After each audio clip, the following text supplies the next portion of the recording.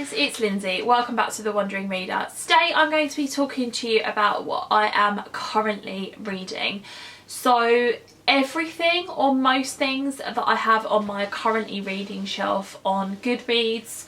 I'm going to be talking to you about sort of where I'm up to with them, my thoughts on them so far, etc. So let's give it a go. I'm going to be going in order of most... Should we go in order of most recently started to least recently started? Yeah, let's go with that. So the first book that I've got to talk to you about today is called She's the One by Ella Good. This is book number 4 in the Castile family series. I don't normally jump into series like this. I haven't read books 1 to 3, but this was a recommendation from a channel that I read that I can't remember the name of now. But basically it's a female-female romance, and it's a novella.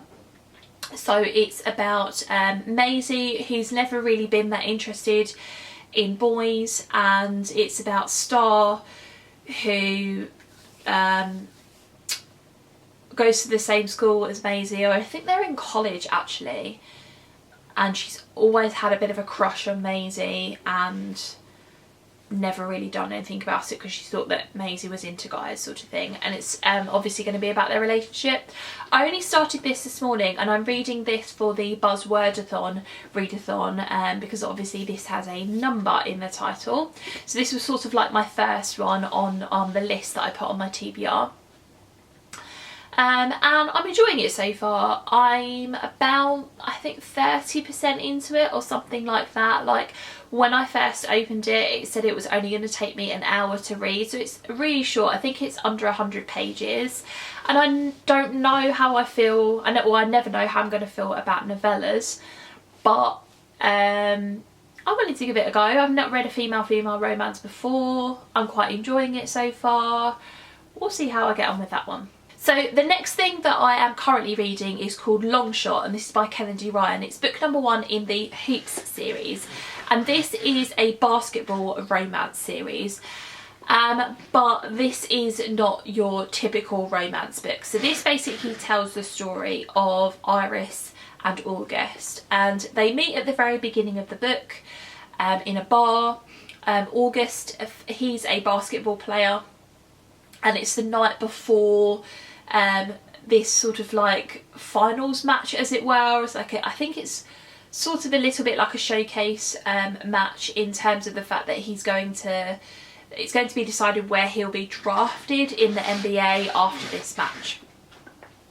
So he's at this bar just sort of like having a couple of ginger ales, as it were, before the next day.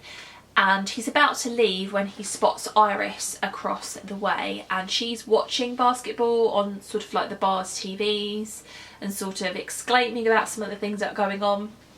And so he strikes up a conversation with her, and the conversation is really easy and they've got really a lot to talk to each other about. It seems like they've got a lot in common. And at the end of the evening, August kind of wants to take it a little bit further, as it were. But Iris tells him that she has a boyfriend, and her boyfriend is Caleb, I think that's how you pronounce it.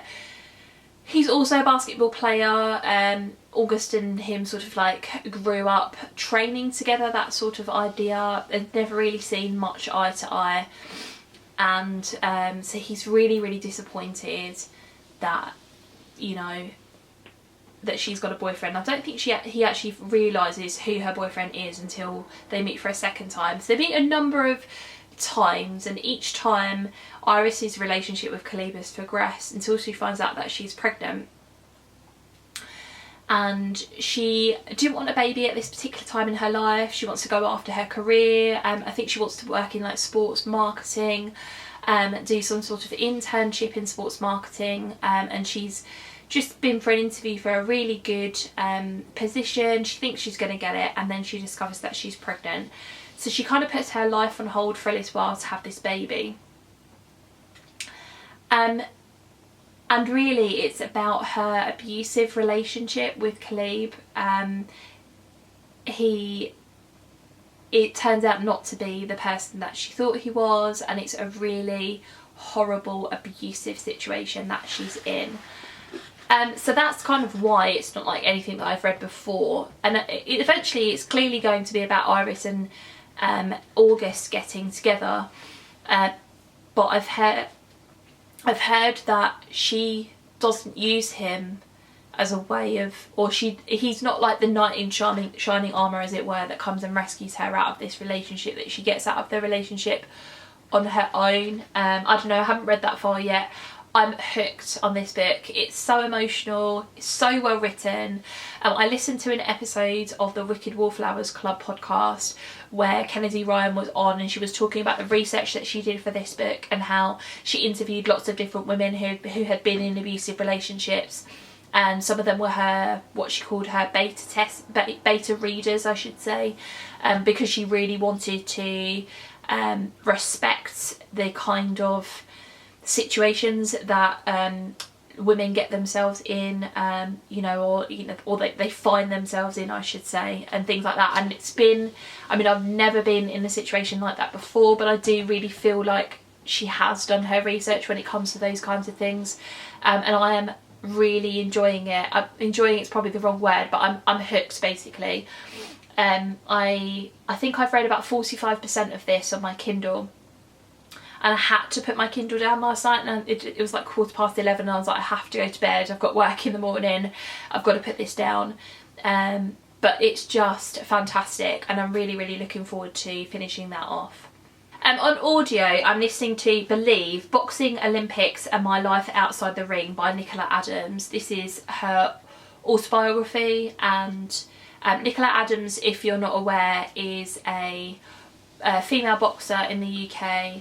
She won gold at the 2012 Olympics, and the 2012 Olympics was the first time that women's boxing was an Olympic sport.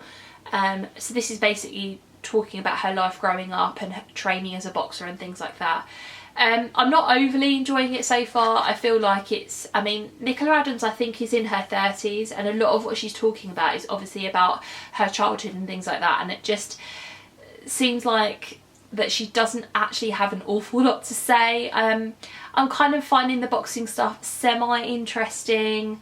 It's not particularly well written, and I'm not enjoying the audiobook an awful lot, but I got it out from my library. It's only 4.5 hours long. It is a book that I've had on my want to read shelf for a little while, and I saw it on there and I figured I'd just give it a listen. So yeah, I'm about, I think, 30 or 40% of the way through that one so far. Not super loving it, but it's short. I'm sure I'll finish that off over the next week or so. Next up, for non-fiction November, I'm reading The Glass Castle by Jeanette Walls. This is Jeanette Walls' memoir, all about growing up in an unconventional family in America. And I've read the first sort of 50 pages of this so far. It's only about 200 pages long. It's not particularly long, but this is basically about her childhood growing up, where her parents did an awful lot of moving around. She wasn't taken care of in the same way that I suppose most people are taken care of. Her childhood was very different to a lot of other people's, and the stories, obviously she's going to tell more of her story as it goes on. This is only the second book that I've picked up for non-fiction November, and I read 50 pages of this last weekend and then haven't really picked it up since, so I must get back into it because I've heard very, very good things about this memoir.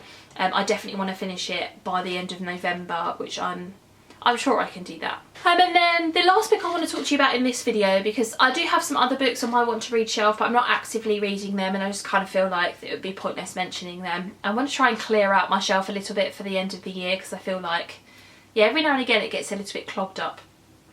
But anyway, I think it's just because I get so enthused about books, and I just want to read as many as I can, and so I end up with so many on the go at the same time. Anyway, if only we could have more time, right? So the last book that I'm reading at the moment is called Quit Like a Millionaire, No Gimmicks, Luck or Trust Fund Required, and this is by Kirsty Shen and Bruce Lung? I don't know how you pronounce that, I'm apologising.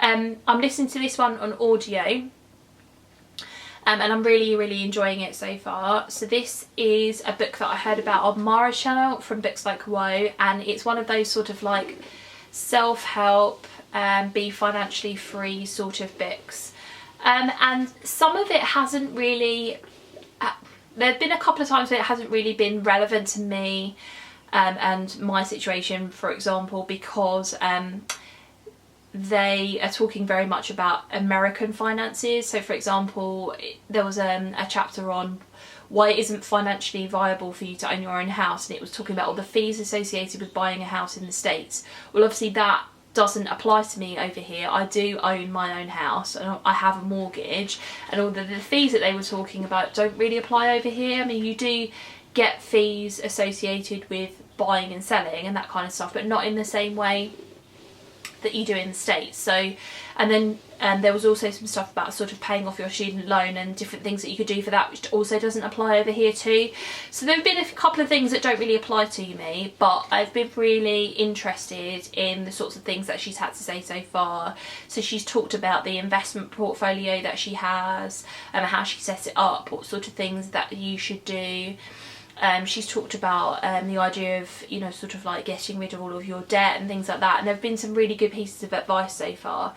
So I'm really enjoying that. I've listened to about, again, 30 or 40% of it, so, and it's not particularly long audio because I think it's something like 7 or 8 hours. So again, I really want to finish that before the end of November as well, but I'm enjoying that one and finding it really interesting. So there you go, guys. They are all of the things that I am currently reading. I'd love to have a chat with you in the comments below. What are you currently reading at the moment for Nonfiction November? Have you started the Buzzwordathon? What are you currently reading? Have you read any of the books that I mentioned today? Thanks very much for watching, and I'll see you in my next video. Bye.